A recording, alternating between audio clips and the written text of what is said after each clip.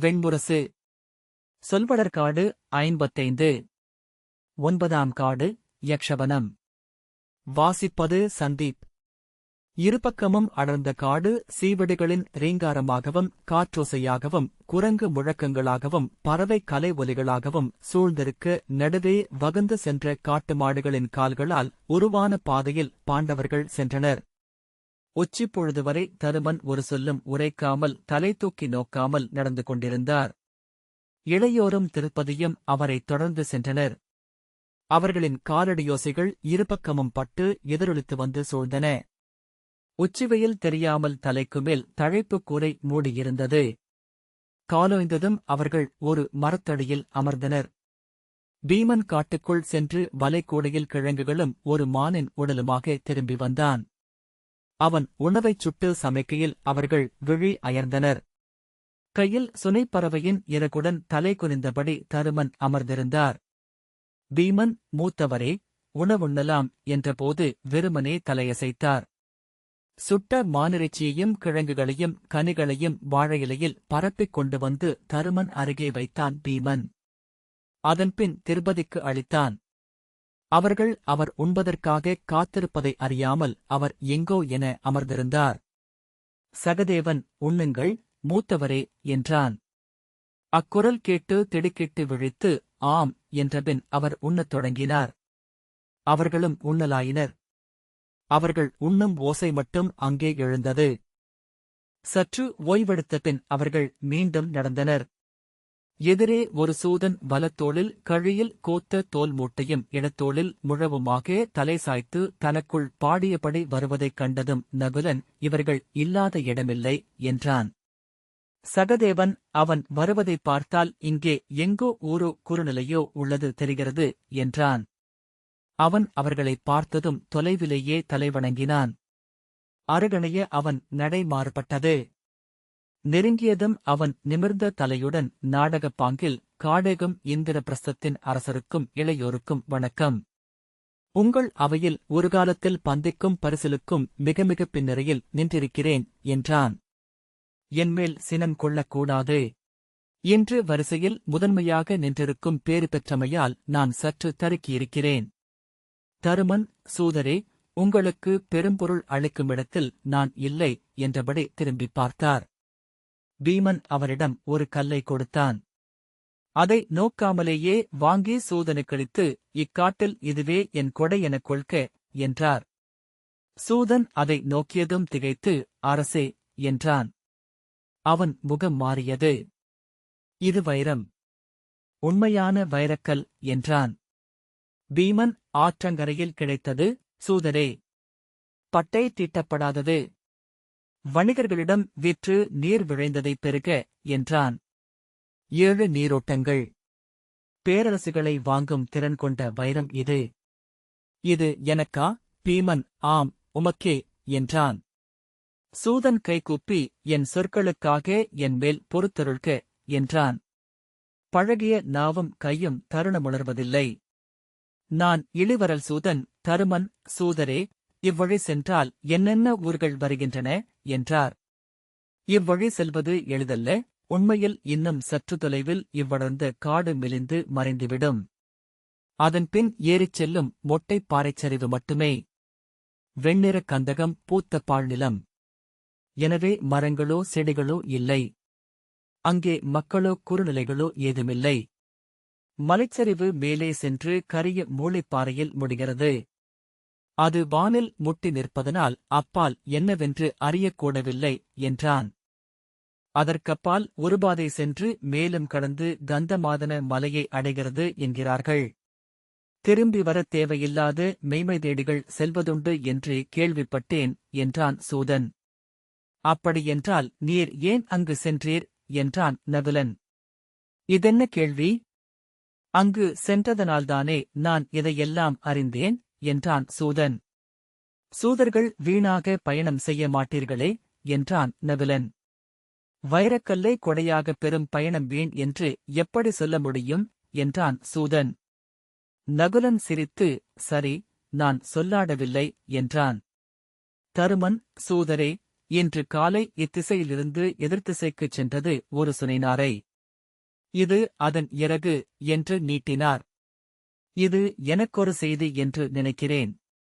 இந்நாரை கிளம்பிய இடத்தை சென்றடைய விரும்புகிறேன். அவன் அதை வாங்கிப் பார்த்து, நாரையா? இப்பகுதியில் நாரை என ஏதுமில்லையே என்றபடி திருப்பி நோக்கி, ஆ, இதுவா என்றான். அரசே, இப்பறவையை நான் அறிவேன். தருமன் அவனை நோக்க, இது பண்டு முண்டகக் காட்டில் இருந்த பறவை அல்லவா? இதன் தோழியும் உடனிருந்தாள். அவள் பழங்களை உண்டாள், இவன் வெறுமனே பார்த்திருந்தான் என்றான்.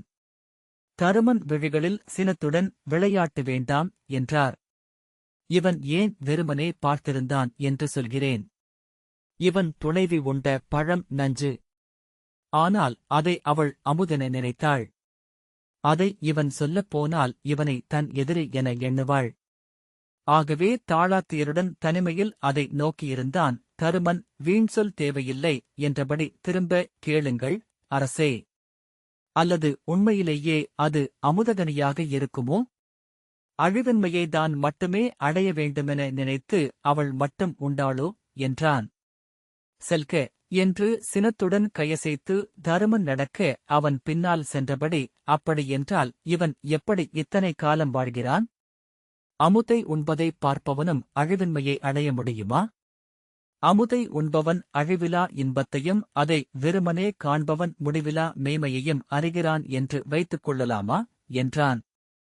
தருமன், நீர் என்ன பித்தரா என்று கேட்டார்.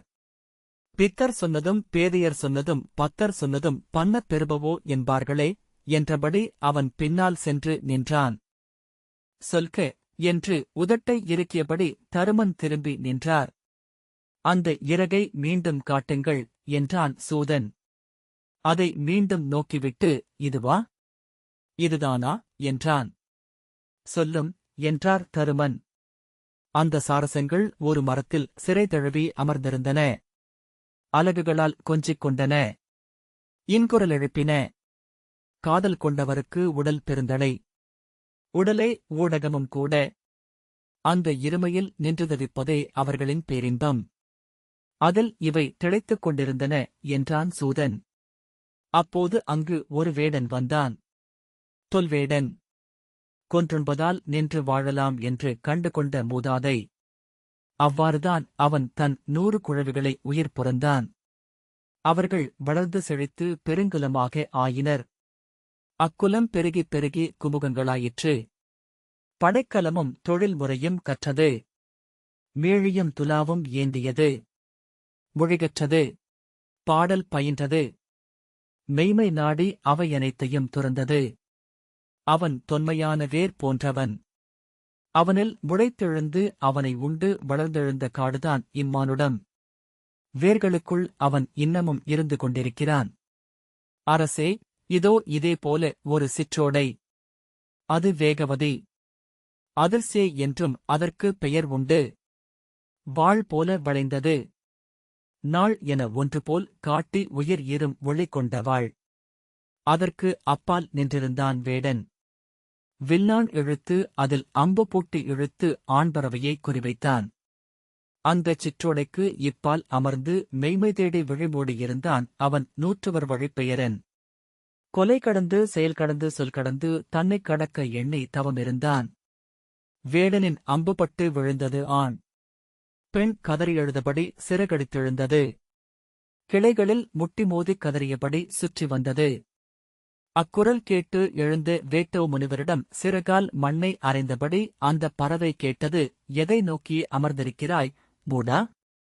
நீ தேடும் அமுது அணையா நெருப்பு காவலிருக்கும் 7 மலைகளுக்கு அப்பால் உள்ளது. அதன் கரையிலிருக்கும் நச்சுப் பொய்கையில் நீராடாமல் அங்கு செல்ல எவராலும் முடியாது. சென்று அதிலாடுக. அவர் ஒன்றும் புரியாமல் நோக்கினார். நச்சுப் பொய்கை. அதுதான் முதல் மெய்மை. மூடா, அதுவே முதன்மையான மெய்மை. அதையறியாமல் நீ அறிந்ததுதான் என்ன என்று அந்தப் பறவை கூச்சலிட்டது. அவர் அதை நோக்கி இறங்கினார். அவர் விழியுகுத்து நீர் தாடியில் சொட்டியது. பெண்ணே, உன் துயர்கண்டு என் உள்ளம் இறங்குகிறது. நான் உனக்கு அளிக்கக் கூடுவதென்ன என்று அவர் கேட்டார். கணவனை இழந்தவள் நான். அவனை அன்றி பிறிது எதையும் என்னால் ஏற்க முடியாது என்றது பகப்பறவை. உன் கணவனின் உடல் அந்த கண்காணா ஆற்றுக்கு அப்பால் விழுந்துள்ளது. அதை ஒரு மலைவேடன் எடுத்துச் சென்றுள்ளான்.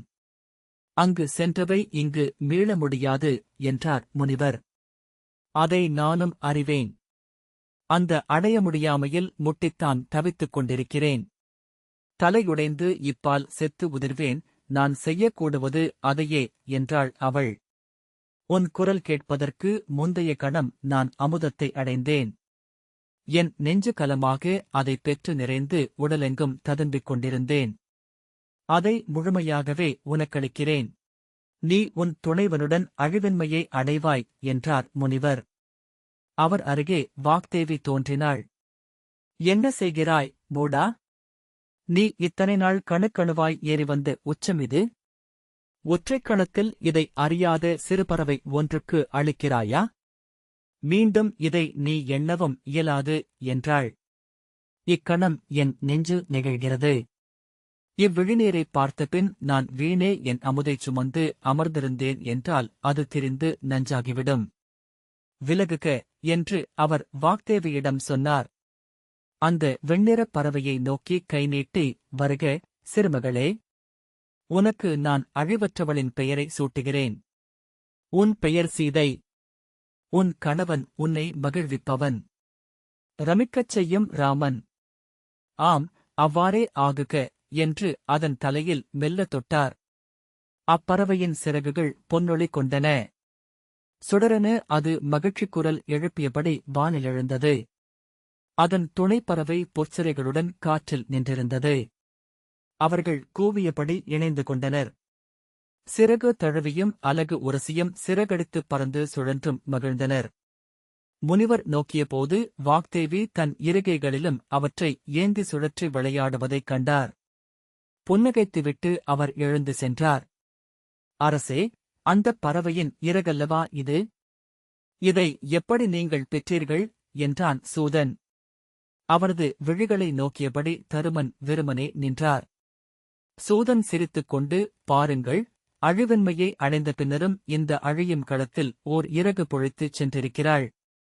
அரசே, நீங்கள் கற்ற சொல் சிறந்தது என்றால் சொல்க, இந்தச் சிறகின் பெயர் என்ன என்றான். தருமன் பெருமூச்சுடன் தலையசைத்தார். சொல்க, இச்சிறகு என்ன சொல் தருமன்? ராமா என்றார். சூதன் முகம் மலர்ந்து ஆ என்று கூச்சலிட்டான். ஆம், ராமா. சீதை என்று சொல்லியிருந்தீர்கள் என்றால் நீங்கள் காதலை அறிந்ததே இல்லை. காதலை அறியாமல் காட்டை எவர் அறியக்கூடும்? காட்டை அறியாமல் கடந்து செல்வது எப்படி? காதல் கொண்டவளுக்கு பெயரே இல்லை. காதலனையே அவள் சூடிக்கொள்கிறாள். சீதா. இக்காட்டில் அக்குரலை கேட்கிறீர்களா? தருமன் ஆம் என்றார். ஆம், இக்காட்டின் பெயர் தசரதவனம். பண்டு இங்கேதான் தசரதன் நீரெள்ளப்படும் ஒலி கேட்டு யானை நீர் குடிக்கிறது என்றெண்ணி அம்புவிட்டு சிரவணனைக் கொன்றார். அவர் தந்தையரின் பழிச்சொல்லை சூடினார். அவர்களின் துயரக்குரலின் எதிரொலிக்கு எதிரொலி என இங்கே ராமனின் துயரக்குரல் அழியாமல் நிலைகொள்கிறது. சூதரே, நாங்கள் கோருவதொன்றே. இக்காட்டில் எங்கேனும் சுனைநாரைகள் வாழும் பொய்கைகள் உள்ளனவா என்றான் பீமன். அதைத்தானே சொல்லிக் கொண்டிருக்கிறேன். இதோ, இந்தக் கையில் இருக்கும் இறகு நச்சு இறகு. நச்சுப் பொய்கையில் நாரை அது என்றான் சூதன். இக்காட்டுக்கு அப்பால் உள்ளது கந்தகப் பெருவெளி. அதை யக்ஷர்கள் காக்கிறார்கள். ஆகவே யக்ஷவனம் என்றும் அதற்குப் பெயருண்டு. அங்கும் அதற்கப்பாலும் யக்ஷர்களன்றி வேறு உயிர்களே இல்லை. அப்படியென்றால் அங்கே வேதச்சொல் உண்டா? தருமன் உண்டு என்றார். ஆ, மறுபடியும் சரியான மறுமொழி. உண்டு. பாலையிலும் தரிசிலும் நின்றிருக்கும் செடிகளே உயிர்வல்லமை மிக்கவை என்றான் சூதன். ஆகவே பிறிதொரு கேள்வி. அமுதத்தை முழுமையாகவே பறவைகளுக்கு அளித்தபின் முனிவரின் உள்ளே நிறைந்தது எது? தருமன் அமுதே என்றார். அமுதென்றால் அது அழிவற்றது. குறையாத கலத்திலேயே அமுது அமைந்திருக்கும். சூதன் கைகொட்டி துள்ளிக் குதித்து வேதச் சொல்லை நன்கு கற்றுவிட்டீர்கள். இனி நச்சுப் பொய்கைதான் உங்களுக்கு என்று சிரித்தான். நன்று, நன்று, செல்க என்றான். அவன் ஒரு சரடில் அந்த வைரத்தை சுற்றிக் கட்டி தன் நெற்றியில் அணிந்து கொள்வதைக் கண்டு பீமன், என்ன செய்கிறீர் என்றான். நான் இந்த வைரத்தை விற்கப் போவதில்லை, இளவரசே. இதன் மதிப்பு நாள்தோறும் ஏறிக்கொண்டே செல்லும். விற்றுவிட்டேன் என்றால் இதன் ஏறும் மதிப்பை முழுக்க நான் இழந்தவன் ஆவேன் அல்லவா? அவ்விழப்பை எண்ணி என்னால் எப்படி துயில் கொள்ள முடியும்? ஆனால் இந்த வைரத்தின் உரிமையாளன் என்பதை நான் எப்படி கொண்டாடுவது? ஆகவேதான் வைரத்தைச் சூடி அலையப் போகிறேன். பீமன் எரிச்சலுடன், கள்வர்கள் திருடிச் செல்வார்கள் என்றான். ஆம், அப்படியென்றால் இழந்த வைரத்தின் உரிமையாளன் ஆவேன். அதன் மதிப்பு முடிவற்றது என்றான் சூதன். மந்தா, அவரை போகவிடு. அவர் விரும்பியதை செய்யட்டும் என்றார் தருமன். ஆம், நான் விரும்புவதும் அதுவே. ஆனால் நினைவறிந்த நாள் முதல் நான் இந்த முழவு விரும்புவதைத்தான் செய்து வருகிறேன் என்றபடி அவன் தலை வணங்கி நடந்து சென்றான். பீமன், பித்தன் என்றான். நேரத்தை வீணடித்துச் செல்கிறார் தருமன். இல்லை மந்தா, பித்தராயினும் அவர் சொன்னவற்றில் நாம் தேடும் அனைத்தும் உள்ளன என்றார். பீமன் அவரை சில கணங்கள் கூர்ந்து நோக்கிவிட்டு திரும்பி சகதேவனின் சிரிக்கும் கண்களை பார்த்தான்.